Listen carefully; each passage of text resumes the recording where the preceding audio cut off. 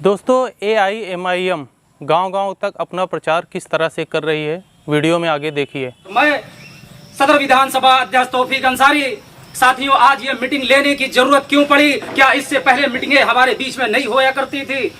सवाल होगा, आप हमसे सवाल भी करेंगे, शायद मैं भी आपसे कुछ सवाल करने आया हूं और आपके सवालों का जवाब भी देने आया हूं।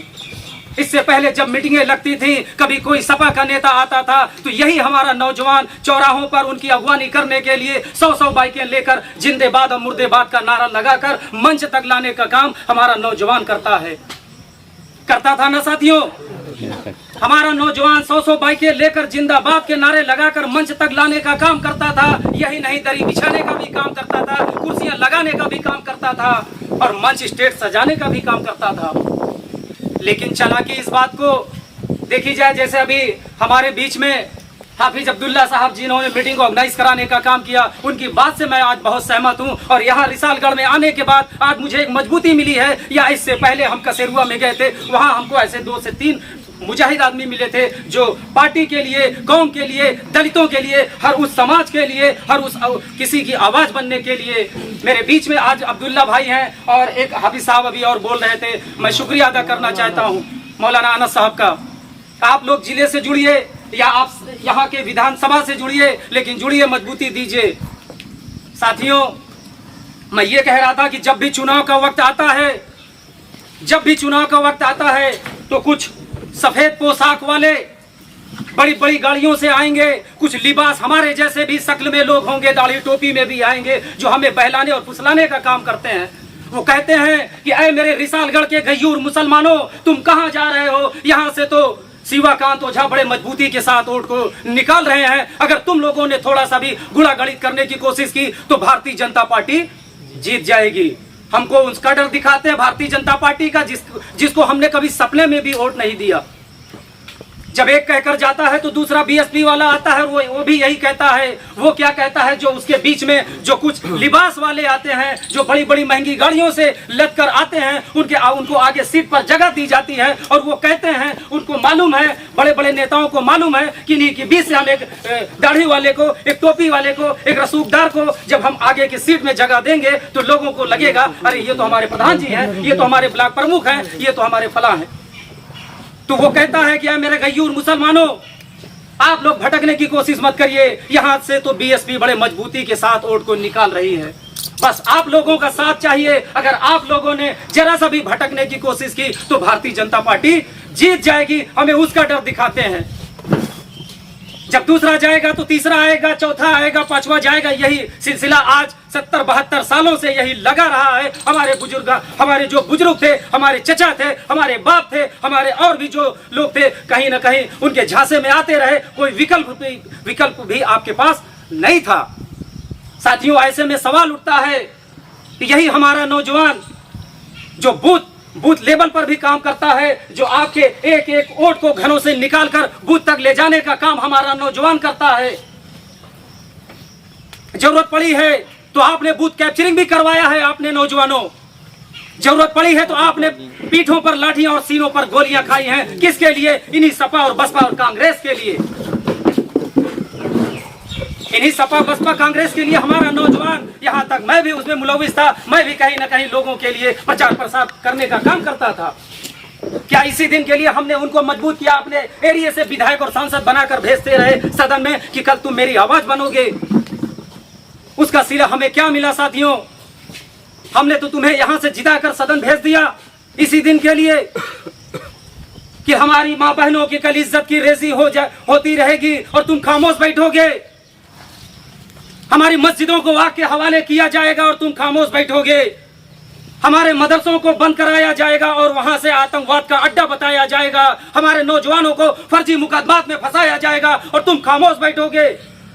हमने इस दिन के लिए आपको नेताजी नहीं चुनकर भेजा था, मुसलमानों को भी हमने चुनकर वहां इसलिए नहीं भेजा था कि तुम मौन बनकर बैठोगे। अभी हमारे अब्दुल्ला हाफिज साहब बता रहे थे कि मुजफ्फरनगर जल रहा था, वहां 40-40 दिन तक वहां सर्च चलता रहा। लोगों के सरों में जूं तक नहीं रहेंगी, चाहे दादरी हो या मुजफ्फरनगर हो। तमाम ऐसे दंगे हुए हैं, तमाम आपके साथ शोषण किया गया है। आखिर क्यों? एक ही लॉबी के साथ, एक ही माइनॉरिटी के साथ क्यों हो रहा है साथियों? क्या इसी दिन के लिए हमने आपको सदन में जिता कर भेजा था? कल हमारे साथ ट्रिपल तलाक का मामला आएगा, हमारी शरीयत के साथ मुदाखलत होगा और तुम खामोश बैठोगे, तुम वॉकआउट कर जाओगे, तुम जाम में फंस जाओगे। हमने इस दिन के लिए आपको तो वोट नहीं किया था, हमने इस दिन के लिए आपको नेता बनाकर नहीं भेजा था कि कभी आर्टिकल 370 का मामला आएगा, कभी हमारी मां बहनों की इज्जत के साथ रेजी होगी, कभी तबरेज मारा जाएगा, कभी पहलू खान मारा जाएगा, कभी कारी उवैस मारा जाएगा, कभी जुनैद मारा जाएगा, कभी यासिफ मारा जाएगा, तो कभी फैसल मारा जाएगा। सैकड़ों की लिस्ट है आपके पास साथियों। हर दौर में आपको सताया गया है, मारा गया है। हम यहाँ अपने दर्द को बयान करने आए हैं। यहाँ हम नाली खड़िंजा कब्रिस्तान के पीला ईटा, सोलर लाइट और हैंडपाइप की बात नहीं करने आए हैं साथियों। हमारे बीच में जब भी कोई नेता आता है, कहता है कि भैया भैया इनको जिताओ, इनको जिताओ, ये जीत जाएंगे, तो आपके यहाँ ये नाली खड़िंजे का व्यवस्था किया जाएगा, जल्द किया जाएगा। आपके मस्जिद के बगल में सोलर लाइट नहीं है ना, सोलर लाइट भी देने का काम किया जाएगा, हैंडपाइप भी दिया जाएगा। आपके यहाँ बाउंड्री कब्रिस्तान की नहीं हुई है, उसका पीला ईटा भी हम नेताजी से कहवा कर हम आपको दिलवाने का काम करेंगे। मिट्टी नहीं है, गड्ढा गुड्डी, हम मिट्टी भी दिलवाने का काम करेंगे। क्या 70-72 सालों से मुसलमान सिर्फ इसी लॉलीपॉप को लेकर जीता रहेगा? कभी हमारे मुस्तकबिल के बारे में कोई बात करता है क्या? अगर आज हमारे मुस्तकबिल के बारे में, अगर आज कौम के बारे में, अगर दलितों के बारे में अगर कोई बात कर रहा है, तो वो जनाब बैरिस्टर असदुद्दीन ओवैसी साहब हैं। हम चाहते हैं कि एक बार जोरदार तालियों से स्वागत करिए। साथियों, आज इस बात की जरूरत है कि आज हमें यहाँ 2 हाफिज मिले हैं, मौलाना साहब मिले हैं हमें 2। मैं चाहता हूं कि आप जिले से आकर विलान करिए, आप जुड़िए। साथियों, हर दौर में आप शेर रहे हैं, लेकिन आपको कुछ बुज़दिल डराने का काम करते हैं, कुछ बुज़दिल डराने का काम करते हैं। मैं उस पर एक शेर कहना चाहता हूं। बुज़दिल डराया करते हैं हरदम दिलेर को, बुज़दिल डराया करते हैं हरदम दिलेर को, गफलत में कुत्ते भी काट लेते हैं शेर को।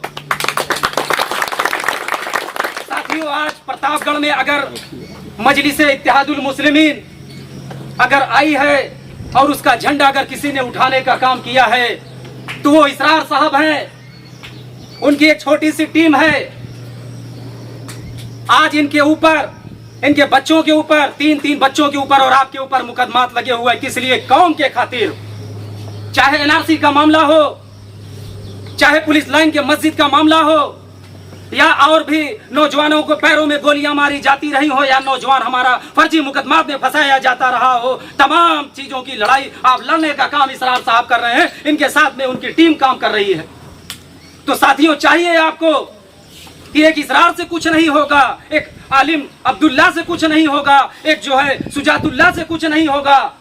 आपको इनके साथ में कंधे से कंधा मिलाकर चलने की जरूरत है। हमने देखा है कि कभी एक छान को उठाने की जरूरत पड़ती है तो 1 आदमी, 2 आदमी, 3 आदमी से नहीं उठता साथियों।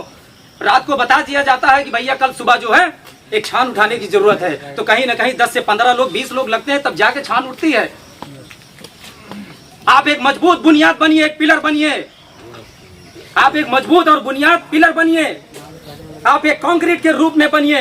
आप छत बनिए, पिलर बनिए, कंक्रीट मजबूत, आप मजबूत करिए छत को, क्योंकि इससे पहले आप सिर्फ यूज होते रहे।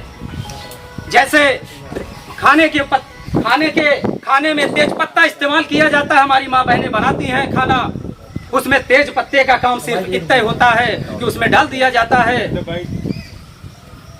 तेज पत्ते का काम सिर्फ इतना होता है स्वाद अनुसार। साथियों, शायद मेरी बात लंबी हो रही है, यहाँ और भी वक्ता बैठे हुए हैं। मैं अपने वक्त को कुछ शॉर्ट करते हुए अपने बड़े पदाधिकारियों को देना चाहता हूँ। साथियों, मैं बात तो बहुत कुछ सोच के चला था कि आज यहाँ लंबी बातें करूँगा, लेकिन वक्त इजाज़त नहीं देता है। साथियों, मैं इस पे एक बात कहना चाहता हूँ। हमारे बड़े हमको इजाज़त दे रहे हैं। आज हमारे यहाँ जो फिरका परस्ती थी, अब नहीं है, अल्लाह का शुक्र है। जो हमारे यहाँ एक फिरका परस्ती थी, कभी तबरेज मारा गया, कभी जुनैद मारा गया, हमने अभी तमाम लोगों को गिनाया।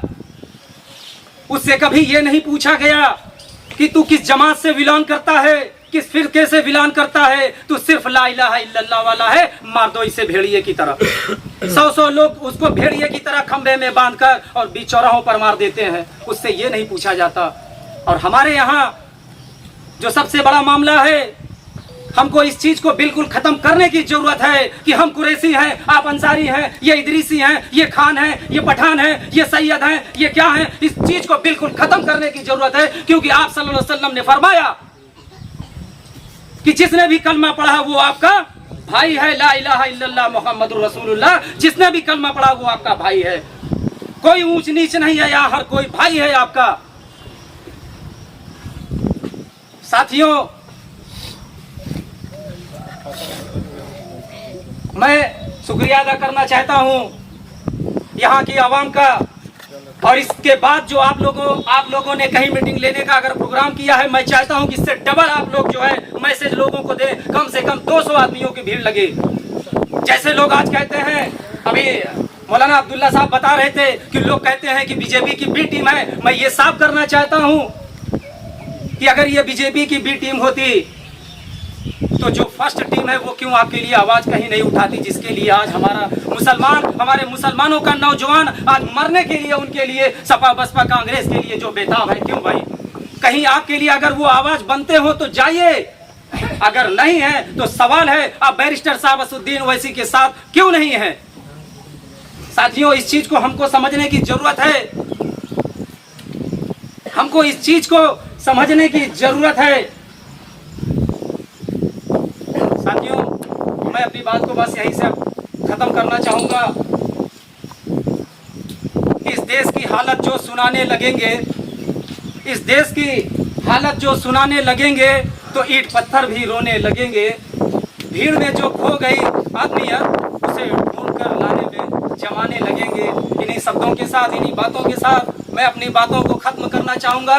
लेकिन मैं ये जरूर कहना चाहूंगा कि ये जो रानीगंज विधानसभा है, ये जो रानीगंज विधानसभा है, इसको आप इतनी मजबूती के साथ वोटों से जिताइए। अपने प्रत्याशी को इतने मजबूती के साथ जिताइए कि लोगों के अंदर से भ्रम निकल जाए कि आप बीजेपी की बी टीम है।